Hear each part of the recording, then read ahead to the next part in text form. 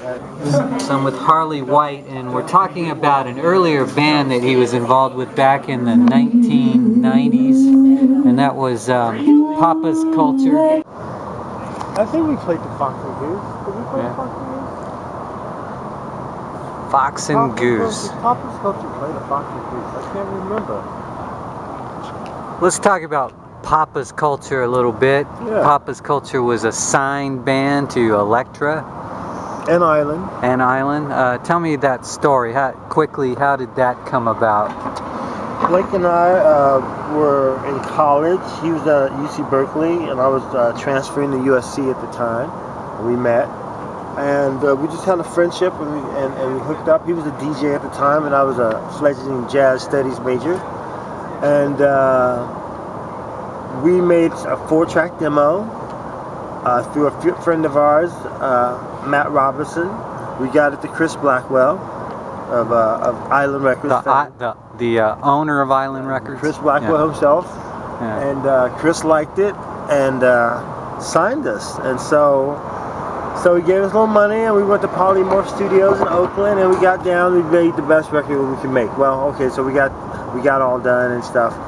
Well, he sold his interest in Island to Polygram. Okay. Which very few bands that were on Island actually made it to that merger. At that time, I think U2 was the band that made it. You know, that merger. Because they proved that they could sell a lot. Come on, now this is 1991, 92. They weren't going to kick them to the curb. Yeah. Anyway, so we got kicked to the curb. That's how it is. But they trimmed the roster. Yeah, well, but Polygram was going a different way, and we were one of Chris Blackwell's projects. That's one of the best things I'd say. Even though I got kicked off the label, Chris he sold his record label. Yeah. So which he probably got tired of. The reasons why it doesn't matter. But so I don't feel like we got dropped by him. The fact that I got signed is one of the kind of like, some people win Grammys. Some people get signed by Chris Blackwell. I mean, that's kind of when I think about my peers. Bob Marley. When I think about my peers, I'm in pretty good company. Traffic and all the great movies, and so he put some money on his pony. So anyway, so bumped off our label, fresh new record. We don't know what the hell. Just these guys off a label, and our manager put together a little thing for us. One of my college buddies had just got a deal, not a deal, but a new job at Elektra, and he was able to get it to the writing sack. He was like, "Hey, I like this," and so they signed us at Elektra. Yeah. And that was wonderful. But again, just lessons learned on labels and label resources. We were the new guys, and at that time, Metallica had just dropped Unforgiven. So where were the label resources going? Right. Well, on top of that, Frank Black had just dropped his first solo record after the Pixies, so it wasn't that there was any hate. It's just they had things to do. You know what I'm saying? Yeah. And so our record priorities. Priorities. So our record didn't really get serviced that much. Yeah. We didn't really have a banging hit. Our thing was a jazz record. There's a song on there called Top 40. This is an interview right here? Yeah. Yeah. You have a cigarette? I like that song, Top 40. Yeah, funny. I would like to redo that song. It's very much, it's kind of now, right? Kind of makes fun of the music industry, huh? Well, yeah. Well, the thing is, and that was kind of the whole thing where you have to remember at that time, two things were happening in R&B, at least for me. And Blake was a DJ. He was hip to it. One, everybody was a Mac, and everybody was a pimp all of a sudden. That's why we were Mac Daddy Love. It's like, okay. What's going on? The criminality of R&B was just starting. Yeah. Right? And I say this because it became widespread. Well, I'm hearing the story. Are you going to tell me the story about how this music industry group of investors started investing in prisons, and hip-hop became part of... I read that story. I'm not going to tell you. Speaking on the musicality of it all. I'm not going to tell that story, even though I know what you're talking about. The story I'm going to tell you is that I'm kicking it with Randy Newman.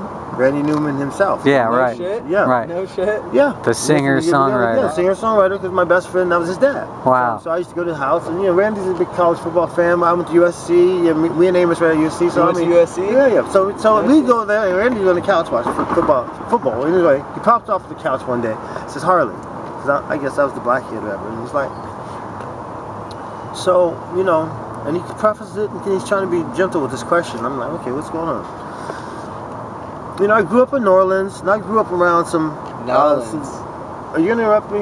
I'm sorry. Yeah, I'm asking. All right. So, I grew up around some real badasses. Some musicians that would cut you. I mean, I'm just gangster, really. Yeah. But the thing is, The laws are looser there. but they would never. That's never what they were selling. Yeah. That was a part of the personality that you never knew about. When does this become part of what you're selling? And I remember, because he was talking about now these black artists are actually selling like I'm a thug, I'm a criminal, Yeah, right. versus and so I remember that was my personal experience with like that. First, I hadn't really thought about it that way because I knew a lot of these guys. I mean, they're streetwise. I mean. Yeah. You think what I'm saying? So you grew up in Oakland, huh? Yeah, I grew up in Oakland, and so Isn't that the attitude there? well, the thing is, okay, you talk about blaxploitation films. Yeah. That was that, but again, the musicians were at the balls. They weren't the guys being the thugs. Yeah. Again, the stylistics might have all been thugs, but that's not what they were selling. Or MC Hammer. Well, MC Hammer, no. What were they selling? They were selling R&B. They were selling beautiful songs and arrangements. Even MC Hammer. That's what they were selling. Yeah, right. Yeah, matching suits and dance steps. Shit. Yeah. Yeah, that's that they. But the thing is, back they had they winning those dance contests backstage. They had to fight some dudes off. Yeah. Hey, I'm saying they started on street corners, right? Doo-wopping most of these groups. So yeah. But again, that was never what they were selling. Yeah. And wasn't part of the package. It wasn't part of the package, and so there was a big line in the early '90s where that became the commodity of artists. Yeah. Do you have a felony? Yeah. Thuggery. You think you're a rapper? You have a felony? That's a joke. Yeah. And so part of it became a prerequisite. I mean. Yeah, exactly. And the thing is, I remember my man from De La Soul really addressed it in a really beautiful lyrical way because it's like all these MCs are trying to be so hard. I'm not hard. I'm complicated. It's oversaturated. No, it's been done too much, I'm not hard. I'm complicated. I got depth. You know what I'm saying? I got depth, my dude. You know what I'm saying? Yeah. So that's beautiful. Anyway. Yeah, Jay Dilla, right? Jay Dilla.